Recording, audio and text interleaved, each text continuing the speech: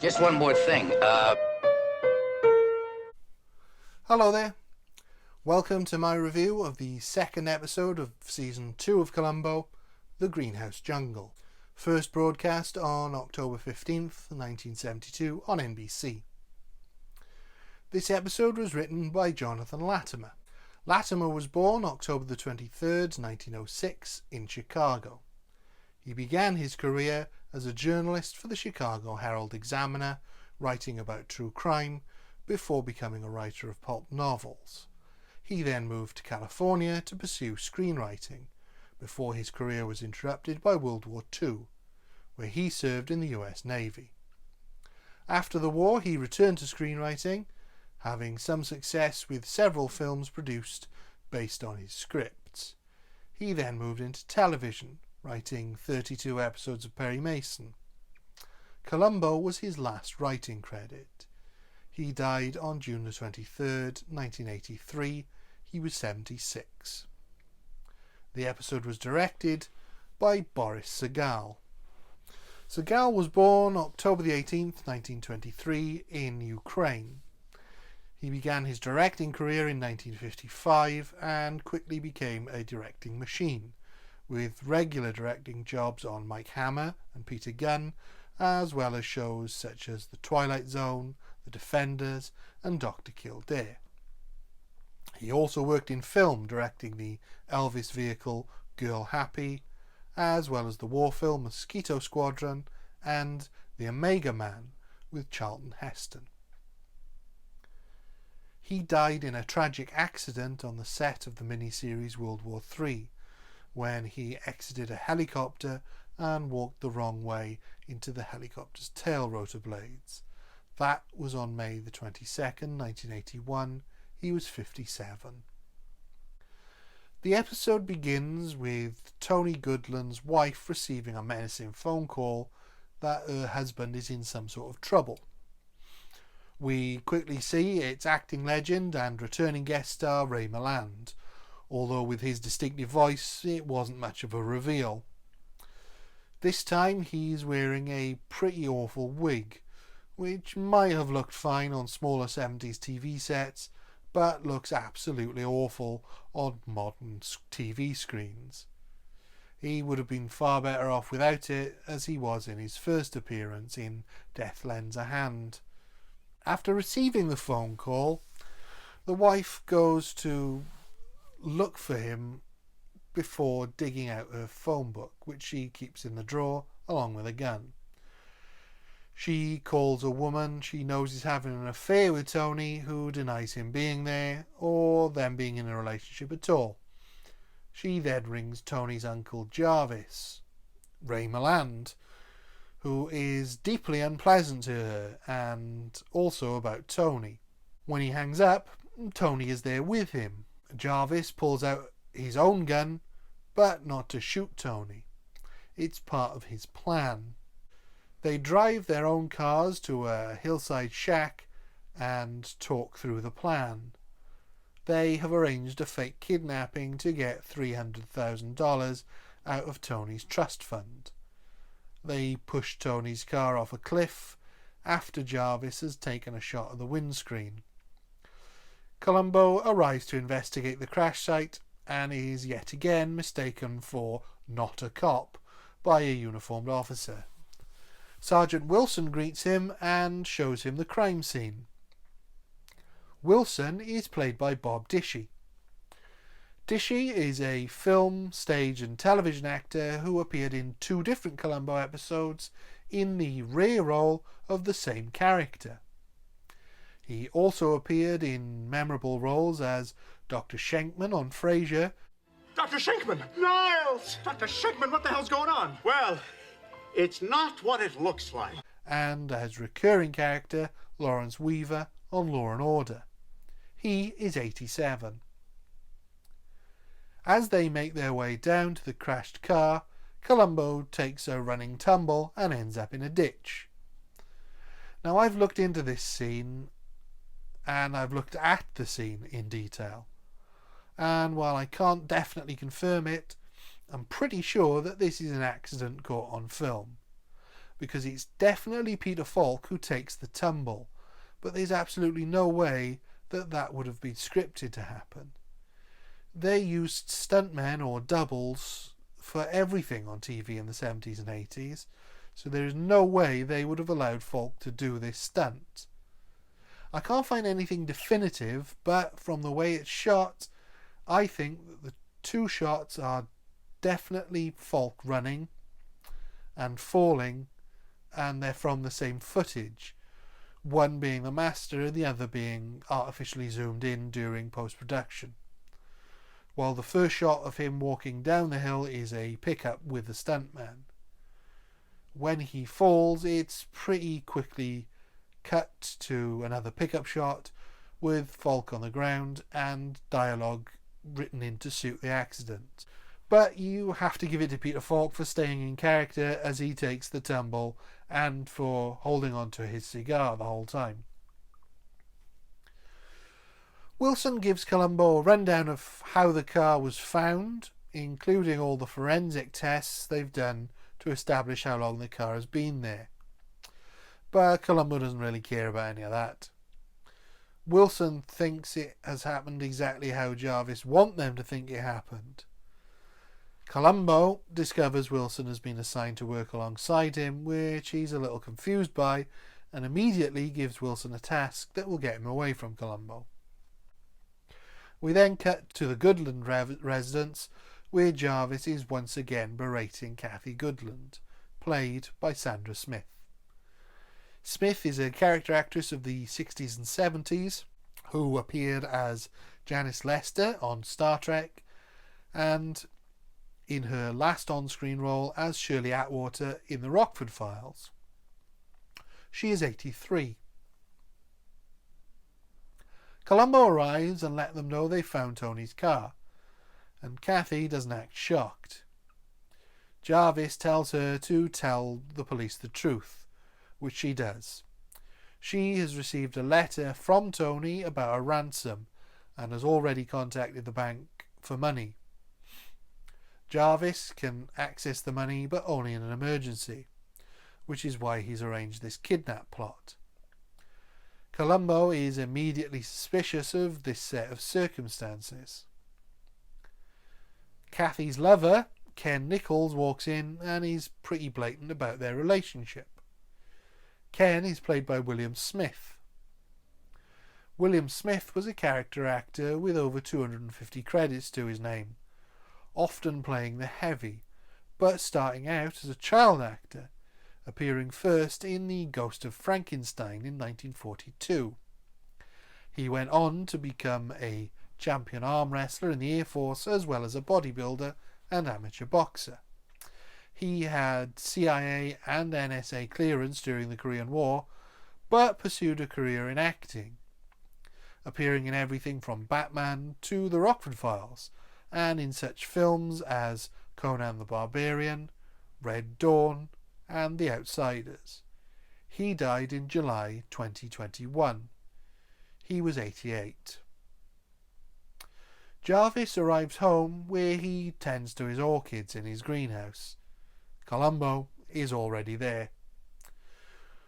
When he finds out how much they cost, he suggests a man could go broke with that hobby. Columbo reads the ransom note, and as he leaves Jarvis tells him how much he dislikes Tony. My nephew isn't worth a sack of peat moss. He's a wife-ridden weakling whom I've despised for years. A bold move when he's planning to kill Tony. That evening, they are arranging the ransom drop-off. Tony calls with the details. Jarvis is the one who's supposed to make the drop, and he sets off with the police following close behind. The drop is successful, with Tony picking up his own ransom money. Then, while the police investigates the drop site, Jarvis picks Tony up and drives him back to the hideout. On the way back, he's pulled over by Columbo, with Tony still in the boot. Jarvis is consistently grumpy throughout the episode, and continues in that vein as he shakes off the cops. At the shack, Jarvis shoots Tony. Tony is played by Bradford Dillman. Dillman was a character actor with dozens of film and TV credits, but was perhaps most well known for 2 appearances in the Dirty Harry series as 2 different police captains, as well as a memorable starring role in Joe Dante's Piranha. He died in January 2018, aged 87. The next day, back at the greenhouse, Jarvis is tending to his plants, and Columbo arrives with his wife's African violet, which he hopes Jarvis can tend to. While there, Columbo pokes at Jarvis's plan, slowly unravelling each of his mistakes, mainly how the bullet missed Tony but hit the seat, which meant that he would have had to have been ducking out of the way of the bullet when he was fired at. Columbo asks Jarvis about Jarvis's gun, which he says is around somewhere. He used it once when someone broke into his greenhouse. He took some shots at the intruder but missed, only hitting dirt. Columbo then invites himself into Jarvis's home and shoots some pool on his pool table, which continues to annoy Jarvis. Columbo thinks the drop-off was staged, as there are far too many clues that have been left behind, as if they were left on purpose, which of course they were. He also wonders why Jarvis was asked to make the drop instead of the wife. He then receives a phone call saying that Tony's body has been found. Columbo and Wilson inspect the crime scene, and Columbo is suspicious of how obvious everything is. He then goes to visit Tony's lover/secretary, Gloria, who tells Columbo that they weren't lovers. He loved his wife, and he was only there to try and make her jealous when she was with her lover. She also reveals he had money troubles and was going to try to offer the wife's lover $50,000 to go away. As soon as Columbo leaves, she contacts Jarvis. Columbo goes to see Kathy Goodland, who is with Ken again. They are still claiming to just be friends, and she's quite aggressive towards Columbo, which is surprising in a non-murderer. But as Columbo leaves, he mentions this mysterious lover of yours, some guy with deep suntan, that he'd go away and get out of your life forever if your husband gave him $50,000. And then leaves it at that, leaving her to mull that over. That's a really excellent scene of what happens if you cross Columbo. Gloria goes to visit Jarvis. She tells him that Columbo thinks Tony kidnapped himself, and she recalls Tony saying he was about to come into money. She also remembers Tony saying he gave a gun to someone, his wife, and she hopes to claim on the reward.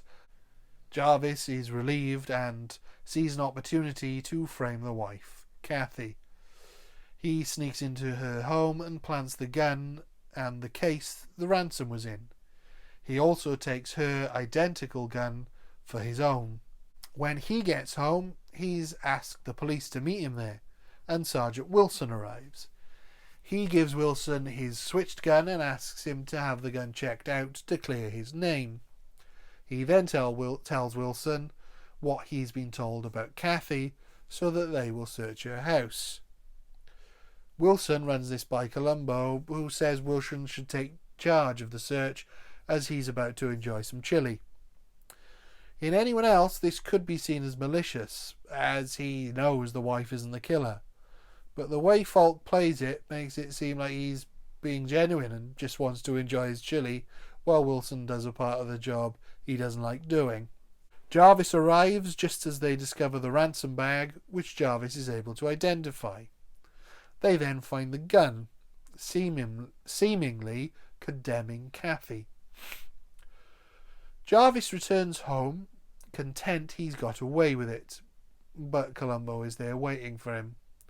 Columbo picks up his African violet, which is now coming along wonderfully. Wilson arrives with Kathy on Columbo's orders. This might be the first and last time Columbo has actually ordered anybody to do anything. Columbo tells Wilson he doesn't want Kathy charged, and the ballistics report arrives, confirming Columbo's suspicions. The gun they found is the murder weapon, but he has found one of the bullets that Jarvis shot at the intruders still in the solarium, and it was fired from the murder weapon, meaning that it has to be Jarvis's gun and not Kathy's. Jarvis is taken away, and Columbo has a sweet moment with Kathy where she has finally warmed to him. Perhaps a little late. Watching The Greenhouse Jungle is an odd experience. It's not a bad episode, but it's not a good episode either. I think the problem is it suffers from a little too much plot to make it an enjoyable Columbo episode. He spends very little time with the killer, so there isn't really any chemistry between them, and Milland is just a little too one-note in his performance. If his performance in Death Lends a Hand is akin to his performance in Lost Weekend, then this performance is akin to his performance in The Thing with Two Heads. Maybe not quite that bad, but certainly overly hammy and one-dimensional, and that really brings the episode down. He shows off his egotistical superiority, but it's to characters other than Columbo, so it feels a bit pointless. Kathy is equally as aggressively unpleasant, which would work in a normal mystery, but we know she didn't do it, so there's not any point to that. There's so much plot we miss out on Columbo stalking his prey and spend most of the time with him not doing very much. Falk's performance is as solid as ever, and his interactions with Bob Dishy's Wilson are the real highlights of this episode, but there's not enough of them to enjoy either. Arlene Martell as Gloria is fun, and the scene where we think she is going to confront Jarvis but has actually got it completely wrong is one of the best in the episode. But Tony lacks any real characterization, and we're back down to a 75-minute runtime, when this episode could have done with being a bit longer to flesh out the characters and have a bit of fun between Columbo and Jarvis. The actual plot is quite good, but it just misses that spark from the really great episodes. And while the reveal is pretty clever, it lacks punch because we've not really seen Jarvis do anything right. So it's not really a surprise he messed up. I'd have to rate this as a 3 out of 5 episode, as it's enjoyable enough, but we aren't really hitting the high standards of season 1 so far. Thank you. Goodbye.